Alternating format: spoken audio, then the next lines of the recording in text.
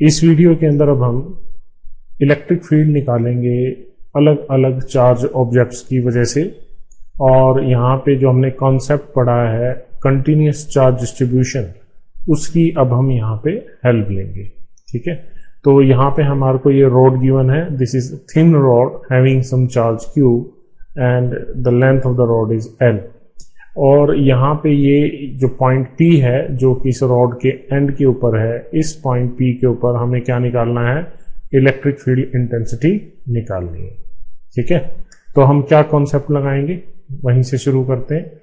सबसे पहले क्या करें, इस रॉड को छोटे छोटे एलिमेंट्स में डिवाइड कर दें। तो मान लीजिए ये एलिमेंट है, इसका साइज है dx, ठीक है, छोटी सी लेंथ। और यहाँ पे जो करस्पॉन्डिंग चार्ज है इस एलिमेंटल सेक्शन में, उसको लिख लीजिए dq। तो हम यहाँ से लैम्डा को डिफाइन कर सकते हैं, that is charge per unit length, या इसको ऐसे लिखिए dq बाय dx।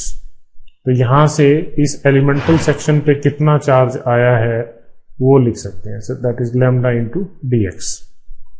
क्लियर। तो अब यहाँ पे ये जो पॉइंट P है, ये पॉइंट P, इस पॉइंट P का जो सेपरेशन है इस एलिमेंटल सेक्शन से, मान लीजिए वो कितना x। तो इस छोटे से चार्ज की वजह से इस पॉइंट P पे जो इलेक्ट्रिक फील्ड इंटेंसिटी होगी, ठीक है, वो होगी इस डायरेक्शन में, क्योंकि ये रॉड पॉजिटिवली चार्ज है।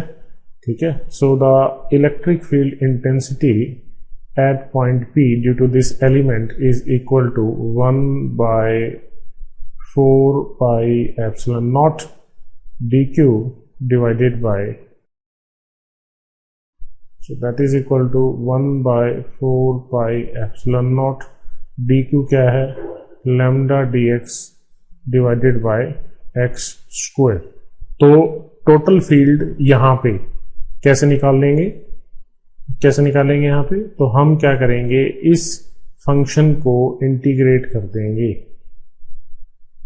और इस फंक्शन को इंटीग्रेट करने का मतलब क्या है, जितने भी और एलिमेंटल सेक्शंस में आप इनको डिवाइड करेंगे या करा है, ठीक है, ऐसे भी कह सकते हैं, उन सभी का फील्ड का यहाँ पे क्या करना, सम करना। तो हम इसको ऐसे लिख सकते हैं 1 by 4 pi epsilon naught lambda dx divided by x square integration.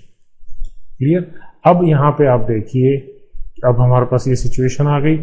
अब यहाँ पे देखिए कि जो ये x है, x is changing from a to l plus a।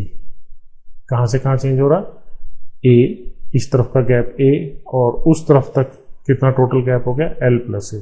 इसको इंटीग्रेट करिए 1 by 4 pi epsilon naught, lambda constant है, गिवन है, तो 1 by x स्क्वायर। तो इसको ऐसे लिखिए, जो अभी बिगिनर्स हैं, खासतौर पे मेडिकल के स्टूडेंट्स, जो अभी इंटीग्रेशन जिनको अच्छी तरह से नहीं समझ आया है, सो इसको आप ऐसे लिख सकते हैं, और l प्लस a। तो यहां से हमारे पास आया 1 by 4 pi epsilon naught lambda into minus 1 by x, and limit is from a to l plus a। Clear. तो बस अब वैल्यू सब्स्टिट्यूट कर दीजिए, you will get the answer. So पहले upper limit 1 divided by l plus a, ये minus और फिर इधर माइनस होगा तो plus, that is 1 by a। तो इसको आप सोल्व करेंगे तो आपके पास आएगा lambda bye 4 pi epsilon not divided by l plus a into a, and यहाँ पे आएगा l। ठीक है, सो this is the electric field intensity at point P from the rod. This point is situated at a distance a from the rod, so that is lambda by 4 pi epsilon naught l divided by a into l plus a। ठीक है, तो देखिए बिल्कुल simple है। हमने क्या किया, यहाँ पे कंटिन्यूस चार्ज डिस्ट्रीब्यूशन का कॉन्सेप्ट लगाया और यहाँ पे इलेक्ट्रिक फील्ड निकाल लिया। ठीक है, तो अगर हम यहाँ पे पॉइंट चार्ज का कॉन्सेप्ट लगाते, अलग अलग जो इसके ऊपर इलेक्ट्रॉन डेफिशिएंसीज आई उसकी वजह से यहाँ पे लगाने की कोशिश करते तो बहुत प्रॉब्लम खड़ी हो जाती और वो पॉसिबल ही नहीं हो पाता यहाँ पे कैलकुलेट करना। ठीक है, तो हमने इस कॉन्सेप्ट की हेल्प से, कंटिन्यूस चार्ज डिस्ट्रीब्यूशन की हेल्प से ये कैलकुलेशन कर ली। तो इसकी जो नेक्स्ट एप्लीकेशन देखिए, नेक्स्ट एप्लीकेशन है field due to a charge ring. एक चार्ज रिंग है, अब इस रिंग के ऊपर चार्ज है, मतलब चार्ज एक लेंथ पे है, चार्ज एक लेंथ पे है। ठीक है, और मान लीजिए कि इस रिंग का रेडियस a है। ठीक, तो चार्ज मान लीजिए q है, तो यहाँ पे हम सबसे पहले लैम्डा डिफाइन कर देते हैं, charge per unit length 2 pi length of the ring. ठीक है, पेरीमीटर ऑफ द रिंग। तो यहाँ पे अब हमें क्या करना है, ये पॉइंट है से C, इस पॉइंट से x डिस्टेंस की दूरी पर यहाँ पे एक पॉइंट है P, इस पॉइंट P पे हमें क्या निकालना है, इलेक्ट्रिक फील्ड इंटेंसिटी निकालनी है इस रिंग की वजह से। ठीक है, तो बिल्कुल सिंपल, क्या करिए, यहाँ पे इस रिंग को छोटे छोटे एलिमेंट्स में डिवाइड कर दीजिए। एक एलिमेंट ये रहा, तो इसकी लेंथ मान लीजिए है dl, तो इसकी लेंथ dl, इसके हिस्से में चार्ज कितना है dq, तो इसके हिस्से में भी चार्ज क्या आएगा dq। ठीक है, अब क्या करें, इस एलिमेंटल सेक्शन की वजह से, तो यहां से P पॉइंट से इस एलिमेंटल सेक्शन का जो गैप है that is under the root x square plus a square. ठीक, और इस एलिमेंटल सेक्शन, ये सेक्शन पॉजिटिव है, तो यहाँ पे जो फील्ड होगा, फील्ड की डायरेक्शन इससे अवे होगी। Let the small amount of electric field is dE। ठीक है, और ये मान लीजिए ये एंगल क्या है, अल्फा। ठीक, अब हम इस एलिमेंट की बात करते हैं। इस एलिमेंट की वजह से इस पॉइंट पे फील्ड क्या होगा, इस पॉइंट पे जो फील्ड होगा वो इस डायरेक्शन में होगा, क्योंकि इस एलिमेंट का चार्ज और इसका चार्ज सेम है, तो जो मैग्नीट्यूड ऑफ फील्ड होगा वो यही होगा। तो इसी तरह से जब हम इन सभी एलिमेंट्स को, मतलब इस पूरे रिंग को हमने क्या करना है, एलिमेंट्स के अंदर डिवाइड करना, हर एक एलिमेंट की वजह से हम यहाँ पे क्या करेंगे, फील्ड निकाल सकते हैं। ठीक है, और उन सब का क्या कर देंगे, सम कर देंगे, एज्यूमिंग कि ये डिस्ट्रीब्यूशन क्या है, कंटिन्यूअस है। तो यहाँ पे हम लिखेंगे dq बाई dl। तो dq क्या है हमारे पास यहाँ पे, लैम्डा dl। ठीक है, तो एक एलिमेंट की वजह से जो चार्ज है, एक एलिमेंट की वजह से जो फील्ड है, that is dE, so that is equal to 1/4 pi epsilon naught lambda dl divided by square of this distance, so that is x square plus a square, क्योंकि स्क्वायर करेंगे under root हट जाएगा। तो अब आप यहाँ पे ध्यान से देखिए, यहाँ हम क्या करेंगे, ये अल्फा है तो ये एंगल भी अल्फा है, तो ये भी अल्फा, ये भी अल्फा। तो अगर हम सभी का कंट्रीब्यूशन चेक करेंगे यहाँ पे, तो यहाँ पे एक कोन लाइक स्ट्रक्चर बन जाएगी, यहाँ पे एक कोन लाइक स्ट्रक्चर बन जाएंगी, और सभी फील्ड्स इस कोन की सरफेस के अलोंग होंगे। तो इस कोन की जो एक्सिस है, ये एक्स एक्सिस मान लीजिए, और जो ये वर्टेक्स है यहाँ पे मान लीजिए, यहाँ क्या है, वाई एक्सिस। तो अब आपने क्या करना है, इस d का कंपोनेंट इधर, that is dE cos alpha. ठीक, इधर क्या आएगा, dE sin अल्फा। इसी तरह से इस d का इधर कंपोनेंट dE sin अल्फा, और इधर क्या आएगा, dE cos अल्फा। ठीक, तो इस पॉइंट P पे electric field at point P is sum of all dE cos alphas. जितने भी dE cos अल्फा हैं उन सबका क्या करना है, सम करना है। और अब ये समेशन साइन जो है that is replaced by the integration sign. ठीक, because we have assume this dl to be very small. ठीक, तो बस इस d की वैल्यू पुट कर दीजिए, यहाँ पे d की वैल्यू ये आ गई आपके पास, lambda into dl divided by x square plus a square cos alpha. ठीक है, तो 1/4 पाई एप्सिलॉन नॉट लैम्डा, ये डिस्टेंस तो गिवन है, ये डिस्टेंस भी फिक्स्ड है, तो ये डिस्टेंस फिक्स्ड है। ठीक है, और इंटीग्रेशन हमें किसके लिए करनी है, लेंथ के लिए। ठीक, साथ में कोस अल्फा की वैल्यू भी डाल देते हैं। कोस अल्फा हमारे पास क्या है, x divided by base hypotenuse, so finally हमारे पास नीचे आएगा 3/2, क्योंकि एक पावर इसकी और कोस अल्फा में डिनोमिनेटर में ये आ रहा है, तो ये रिजल्ट आएगा इंटीग्रेशन dl।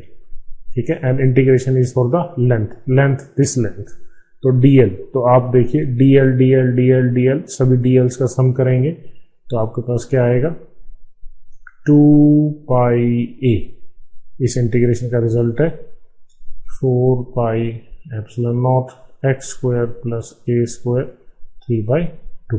ठीक, अब आप यहां पे देखिए लेमडा इंटू 2 पाई ए, लेमडा इंटू 2 पाई ए क्या है चीज, बेसिकली Q। तो यहां से अब क्लियर है कि electric field intensity at point P is Q divided by 4 pi epsilon naught x divided by x square plus a square 3/2। This is the electric field. ठीक, and this field is along the axis, along the axis of the loop, loop की axis के along ये field आ गया। ठीक, तो देखिए कितनी आसानी से हमने यूनिफॉर्म डिस्ट्रीब्यूशन का कॉन्सेप्ट लगाया और हमने किसी भी चार्ज ऑब्जेक्ट की वजह से किसी भी पॉइंट पे हमने क्या निकाल लिया, फील्ड निकाल लिया। ठीक है, अब इसके स्पेशल केस देखिए, suppose x 0 for x is equal to 0। अब x 0 का मतलब क्या है, ये पॉइंट P यहाँ C पे आ गया, मतलब हम इस रिंग के सेंटर पे आ गए। तो अगर आप x को 0 पुट करेंगे, so electric field intensity at point C, that is the centre of the ring, so that is will become equal to 0। ठीक है, और ये जस्टिफाइड भी है, आप इसको ऐसे देख सकते हैं, ये रिंग है, चार्ज रिंग है। ठीक है, चार्ज इस रिंग के ऊपर है। ठीक, और ये सेंटर है, तो कोई भी एलिमेंटल सेक्शन इसके ऊपर फील्ड किस डायरेक्शन में लगाएगा, इस डायरेक्शन में। ये वाला एलिमेंटल सेक्शन जो कि डायमेट्रिकली अपोजिट है, यहाँ पे फील्ड की डायरेक्शन होगी ये। इसी तरह से सभी फील्ड्स क्या करेंगे, एक दूसरे को कैंसिल आउट कर देंगे, तो जो नेट फील्ड है सेंटर पे दैट विल बिकम 0।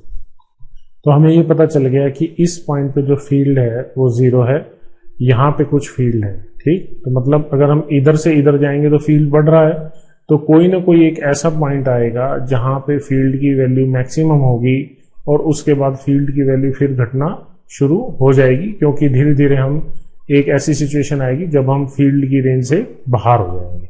ठीक है, तो बीच में कहीं ना कहीं जो फील्ड की वैल्यू है वो मैक्सिमम है। तो मैक्सिमम फील्ड कैसे निकालेंगे, बिल्कुल सिंपल है, आपको क्या करना है, इस इलेक्ट्रिक फील्ड का जो ये फार्मूला, ये एक्सप्रेशन है, इसको विद रिस्पेक्ट टू x क्या कर दीजिए, डिफरेंशिएट कर दीजिए और इसके फर्स्ट डेरिवेटिव को 0 पुट कर दीजिए। ठीक है, तो इसको आप खुद करें, इसको डिफरेंशिएट करें विद रिस्पेक्ट टू x, और इसको जब 0 पुट करेंगे तो जो x की वैल्यू आएगी that is plus minus a/√2। ठीक, तो रिंग के दोनों तरफ प्लस माइनस का मतलब एक पॉइंट इधर और एक पॉइंट इधर। ठीक है, इधर, तो दोनों तरफ फील्ड की वैल्यू क्या होगी, मैक्सिमम होगी सेंटर से इतने डिस्टेंस पे।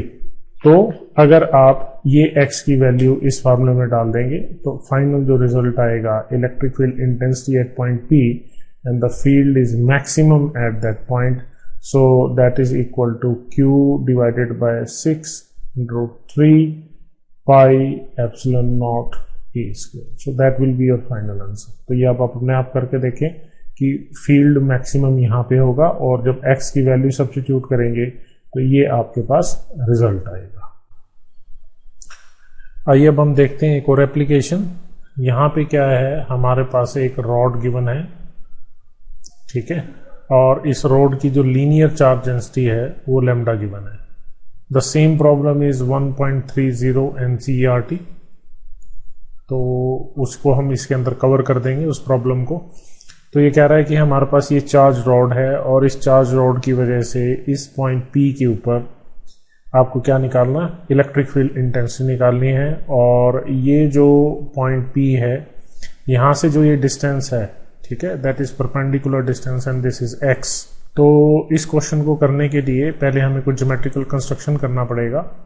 प्रोसीजर वही लगाएंगे, क्या, कंटिन्यूअस चार्ज डिस्ट्रीब्यूशन, ठीक है। तो हम इस पूरी लेंथ को छोटे छोटे एलिमेंट्स में डिवाइड कर देंगे और छोटे छोटे एलिमेंट्स में डिवाइड करने के बाद हम फिर किसी एक एलिमेंट की वजह से यहाँ पे फील्ड निकालेंगे और फिर पूरे सिस्टम के लिए उसको इंटीग्रेट कर देंगे। तो पहले हम इसकी लिमिट सेट कर लेते हैं कि P पॉइंट पे जो फील्ड पैदा होगा वो यहाँ से लेके और यहाँ तक जितनी भी वायर है उससे होगा, ठीक। तो इस एंगल का नाम रख दीजिए θ1, इस एंगल का नाम रख दीजिए θ2, ठीक। तो ये हमारी स्टैंडर्ड फिगर है। अब इस फिगर को हम फिर फर्दर और अलग तरीके से दिखाएंगे। सपोज इस पॉइंट का नाम रख दीजिए x, ये पॉइंट आपके पास है P, तो इसको ज्वाइन कर दीजिए, x की जगह और कुछ रख दीजिए, z नाम रख देते हैं, ठीक है। x तो ये रखती है, दिस इज z। तो ये परपेंडिकुलर डिस्टेंस है x। अब हमको क्या करना है, किसी एक एलिमेंट को कंसीडर करना है। सपोज इस एलिमेंट को कंसीडर कर लिया, इस एलिमेंट की लेंथ है dl, ठीक, और करस्पॉन्डिंग चार्ज क्या है यहाँ पे, dq। dq क्या होगा, लैम्डा इंटू dl, क्योंकि lambda linear charge density given है। तो अब ये देखिए कि ये जो एलिमेंट हमने चूज किया है, ये एलिमेंट यहाँ पे P पॉइंट पे कितना एंगल सब्सटेंड करेगा। सो दिस इज d थीटा, ठीक है। और ये एलिमेंट बहुत स्मॉल है, तो ये d थीटा बहुत स्मॉल है, तो आप साथ में ये कहिए कि ये जो एंगल है, this angle is theta. Clear, this angle is theta. तो चाहे आप इसके बीच में से एक मिडल लाइन भी बना लें, ठीक है, थीटा इसके साथ मान लें, एक ही बात है, कोई दिक्कत नहीं आएगी। और ये जो गैप है, इस गैप का नाम मैंने रख दिया L, ठीक। तो हमारे पास जो ये लाइन है, इसका जो लेंथ है that is √L² plus x², ठीक है। ये इस डॉटेड लाइन की लेंथ आ गई। अब इस एलिमेंट की वजह से यहाँ पे जो इलेक्ट्रिक फील्ड होगा, वो इस डायरेक्शन में होगा। Let this small amount of electric field is dE। तो इस dE की वैल्यू लिखते हैं सबसे पहले। dE इज k, जो कि 1/4πε0 है, इंटू लैम्डा dl, चार्ज को हम इस फॉर्मेट में लिख रहे हैं, divided by square of this distance. Square of this distance is L² plus x², under root हट जाएगा। So this is the small amount of electric field at this point P point पे ये electric field आ गया। तो यहाँ पे एक चीज ध्यान रखने की है कि ये वाली लेंथ अलग है, ये वाली लेंथ अलग है, क्योंकि ये थीटास अलग हैं। तो दोनों तरफ से एलिमेंट्स लेके, जैसे हमने रिंग के अंदर किया है, वैसी सिमिट्री यहाँ पॉसिबल नहीं है। तो यहाँ हम क्या करेंगे, x और y कंपोनेंट्स अलग अलग निकाल लेंगे, ठीक है। सपोज ये x है, ये y है, तो ये एंगल थीटा है, तो ये एंगल भी थीटा होगा, ठीक। तो इस dE का कंपोनेंट इधर dE cos थीटा और dE का कंपोनेंट इधर dE sin थीटा। बट जो इधर कंपोनेंट होंगे उनके dE अलग होगा, जो इधर कोई एलिमेंट लें, क्योंकि ये डिस्टेंस चेंज होगा, ठीक है, और उसका ये वाला कंपोनेंट अलग होगा, तो आप इसको कैंसिल आउट नहीं कर सकते, ठीक है। तो इनको भी ऐड करेंगे और इनके रिजल्टेंट्स लिखेंगे, जो हॉरिजॉन्टल कंपोनेंट्स आएंगे, ठीक है। तो सबसे पहले हम क्या लिखेंगे यहाँ पे, जो dE का y कंपोनेंट, जो कि क्या है dE cos थीटा, इसी तरह dE x that is dE sin theta, ठीक है। तो इसको हम इस तरह से लिख रहे हैं, क्लियर। और जो dEy है, dE की वैल्यू डालिए k lambda dl divided bye L² plus x² into cos theta, ठीक है। इसी तरह से dEx को आप क्या लिखेंगे, k lambda dl divided bye L² plus x² into sine theta, तो ये हमारे पास जो एक्स एक्सिस और वाई एक्सिस के अलोंग फील्ड वैल्यूज आ गई। अब आप यहाँ पे देखिए कि हमारे पास दो वेरिएबल्स हैं, एल और थीटा, एल और थीटा। तो यहाँ पे हम सीधा इंटीग्रेट करके इसको सॉल्व नहीं कर सकते, क्योंकि इंटीग्रेशन जो हम यूज करते हैं जो आपके सिलेबस में है वो सिंगल वेरिएबल को सॉल्व करने के लिए है। डबल वेरिएबल को सॉल्व करने का इंटीग्रल आप नहीं जानते हैं, ठीक है। तो हम क्या करेंगे, इन इक्वेशंस को सिंगल वेरिएबल में रिड्यूस करेंगे जो पूरी वायर को कवर करें। तो हम क्या कोशिश करेंगे कि हम एल को एलिमिनेट करें, एल को किसी तरह से इसमें से एलिमिनेट करके थीटा की टर्म में जो इक्वेशन है उसको रिड्यूस कर दें। तो उसके लिए आप देखिए, सबसे पहले इस ट्रायंगल में जाएं तो आप यहां से लिख सकते हैं L by X is equal to tan theta, ठीक है। या इसको ऐसे लिखिए L is equal to X tan theta. तो इसको डिफरेंशिएट करिए दोनों तरफ, डिफरेंशिएटिंग बोथ साइड्स। अगर इसको दोनों तरफ डिफरेंशिएट करेंगे तो क्या आएगा, D L by D theta, theta के रिस्पेक्ट में डिफरेंशिएट करिए। एक्स तो गिवन है, कांस्टेंट है, तो tan थीटा का डिफरेंशिएशन सीकेंट स्क्वायर थीटा। तो आपके पास जो dl आ गया that is secant square theta d theta. तो इसको इक्वेशन 1 मान लीजिए, इसको इक्वेशन 2 मान लीजिए, इसको मान लीजिए ये इक्वेशन 3 है। तो अब हमें यहाँ पे ये जो सीकेंट स्क्वायर थीटा है, secant square theta d theta, तो अगर हम यहाँ पे इसको पुट कर दें इस सेक्शन के अंदर तो हमारा काम बन सकता है। बट हमारे पास ये सिचुएशन भी यहाँ पे पड़ी है, तो इसको भी हम देखते हैं कि इसको कैसे रिजॉल्व करेंगे। तो इसी ट्रायंगल के अंदर आप देखिए, इसी ट्रायंगल के अंदर आप लिखिए सीकेंट थीटा। सीकेंट थीटा आपके पास क्या आएगा, under the root l square plus x square divided by x. तो हमारे पास यहाँ पे secant square theta d theta है, तो इसको भी सीकेंट स्क्वायर थीटा के टर्म्स में लिखते हैं। तो हम इसको लिख सकते हैं x secant theta whole square that is equal to l square plus x square. तो हमने l square plus x square को भी यहाँ पे रिप्लेस कर दिया। तो अब इनकी वैल्यूज डालिए यहाँ पे डी ई वाई, तो मैं लिखूंगा डी ई वाई इस इक्वेशन 1 के अंदर देखिए के लेमडा डी एल क्या है, secant square theta d theta into cos theta divided by L square plus x square क्या आ गया, x square secant square theta, ठीक है। तो इसको हम ऐसे लिख सकते हैं, ये एक्स भी रह गया यहाँ पे, सो this is x, so this is x. तो यहां से हमारे पास क्या आएगा, सीकेंट स्क्वायर थीटा से सीकेंट स्क्वायर थीटा कटेगा, के lambda by x into cos theta d theta. तो देखिए ये सारी चीजें हमें गिवन है, लैम्डा गिवन था, ठीक है, एक्स की टर्म्स में हम निकाल रहे हैं यहाँ पे, ठीक। और ये अब इक्वेशन जो है वो सिंगल वेरिएबल टर्म में बची।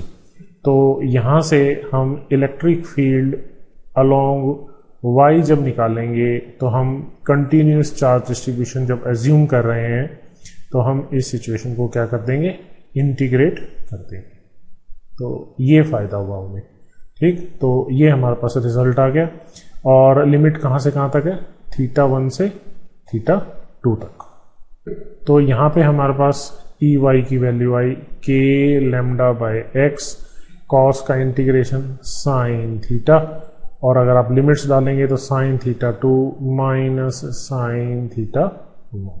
तो ये हमारे पास क्या आ गया, electric field along y axis आ गया, ठीक है। और इन्हीं लाइंस को फॉलो करते हुए आप सिंपली लिख देंगे, कैलकुलेट करने की जरूरत नहीं है, ऐसे ही याद रखिए के लेमडा बाय एक्स, यहां साइन आया है, ठीक है। तो यहां पे साइन का इंटीग्रेशन करेंगे तो क्या बनेगा, माइनस कॉस, तो आप यहां लिखेंगे cos theta 1 minus cos theta 2, ठीक है। सो this is the electric field along x axis, ठीक। तो y के अलोंग भी फील्ड आ गया, और हमारे पास किसके अलोंग आ गया, x के अलोंग भी फील्ड आ गया। बट यहां पे ध्यान रखिए, ठीक है, मैं लिख देता हूं, टेक केयर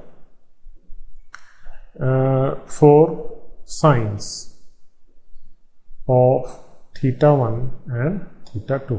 जब आप यहाँ पे वैल्यू डालेंगे थीटा 1 और थीटा 2 की, तो तब आपको ध्यान रखना है ये रोटेशन इस तरह से, एक पॉजिटिव और एक नेगेटिव है, इसका आपको ध्यान रखना है। अब इसी केस को अब हम आगे एक्सटेंड करते हैं।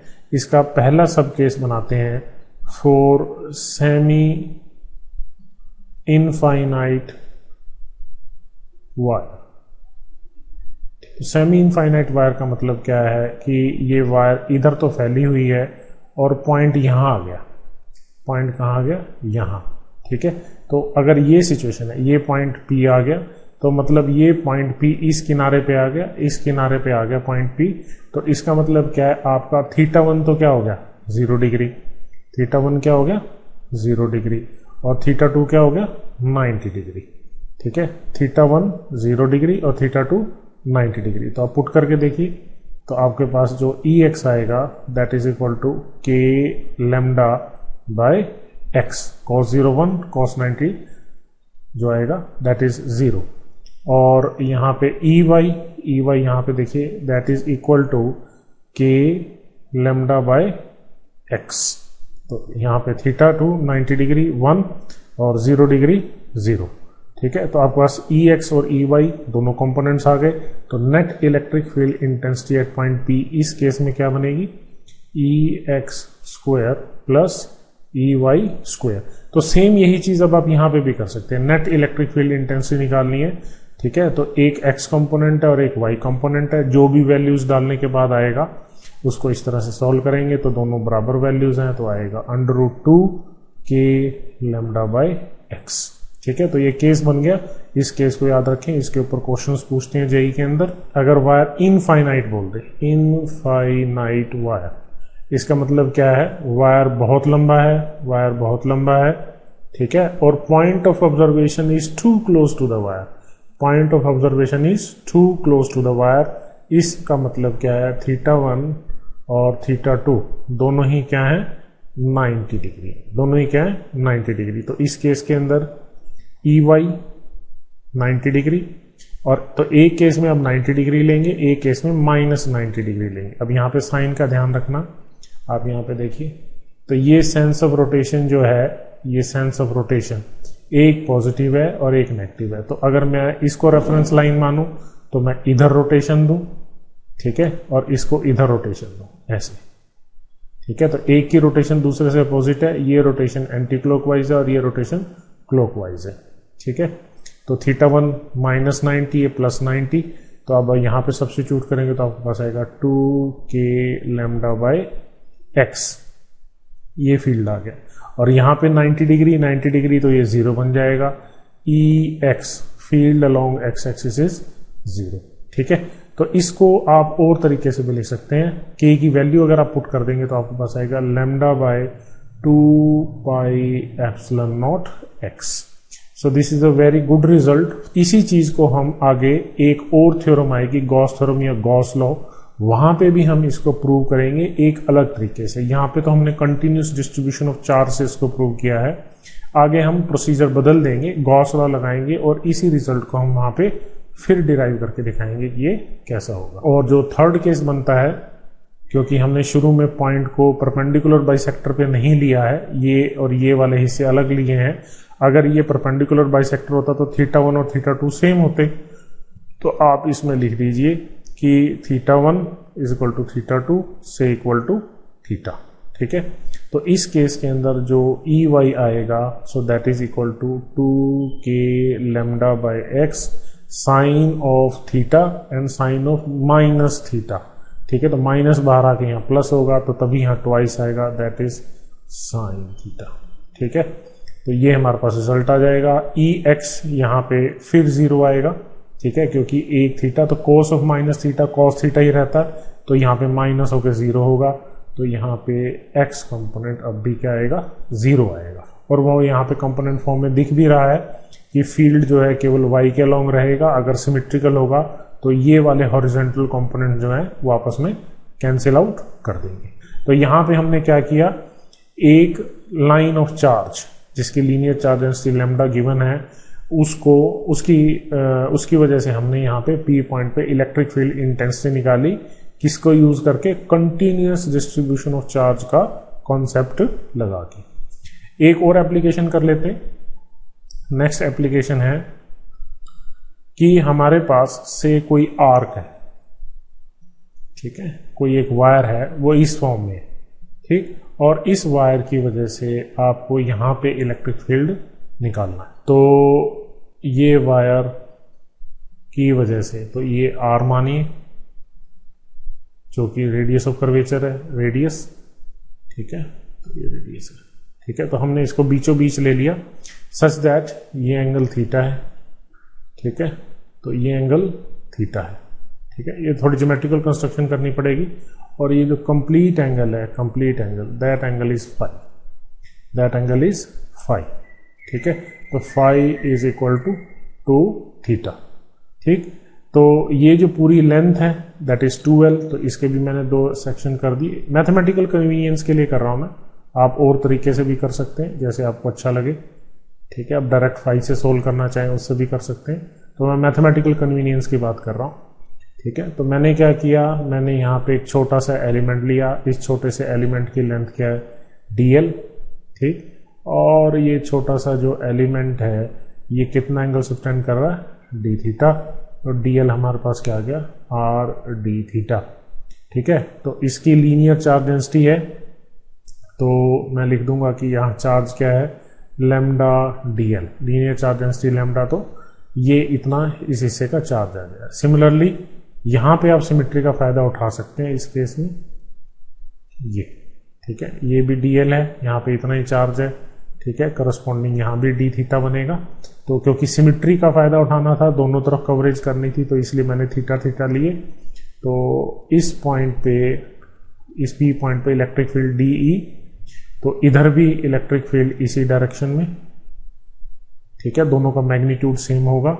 और अब आप यहाँ पे क्या करिए, कंपोनेंट कर दीजिए थीटा थीटा, ठीक। तो यहाँ से साफ दिखाई दे रहा है कि इधर क्या होगा, 2DE cos थीटा, और जो ये साइन कंपोनेंट्स हैं DE sin थीटा, और इधर भी जो कंपोनेंट आएगा that is DE sin theta, ठीक है। तो ये दोनों कैंसिल आउट हो जाएंगे, तो यहाँ पे जो फील्ड रहेगा that is only along y axis, ठीक है। तो ये बात हमें समझ आ रही है।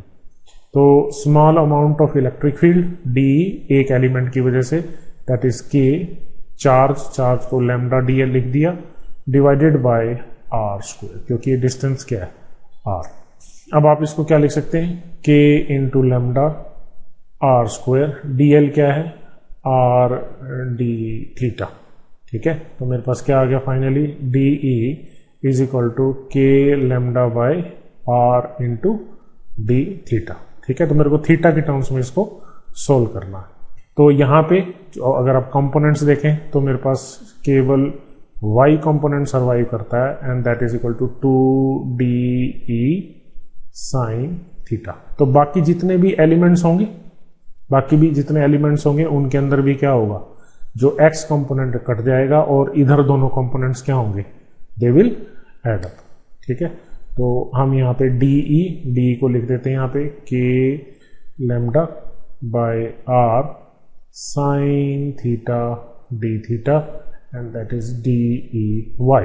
So total y is integration of DEY, all DEY's to k lambda by r integration sin theta d theta, not DE sin theta, यहाँ गलती हो गई, सॉरी। यहाँ पे आपको क्या लिखना, जितने भी कंपोनेंट्स इधर हैं they all are DE cos theta, these are DE cos thetas, तो यहाँ cos थीटा आएगा, so here we have cos theta। so if I solve this cos theta, so cos theta is sin theta, cos theta का integration sin theta, ठीक है। और यहाँ पे theta क्या है, that is phi by 2, so that is 2k lambda by r into sin phi by 2।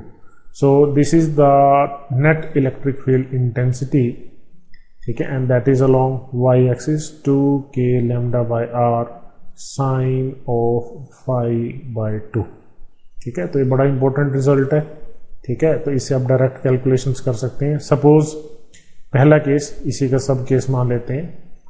Suppose अगर ये सेमी सर्कल होता, if it is a semi circle, if it is a semi circle then phi is 180 degree, ठीक है। So phi is 180 degree means theta is 90 degree, ठीक है। तो चाहे आप इसमें वैल्यू डाल लें या यहाँ डाल लें, तो थीटा 90 डिग्री है तो इलेक्ट्रिक फील्ड क्या आएगा 2k λ/r।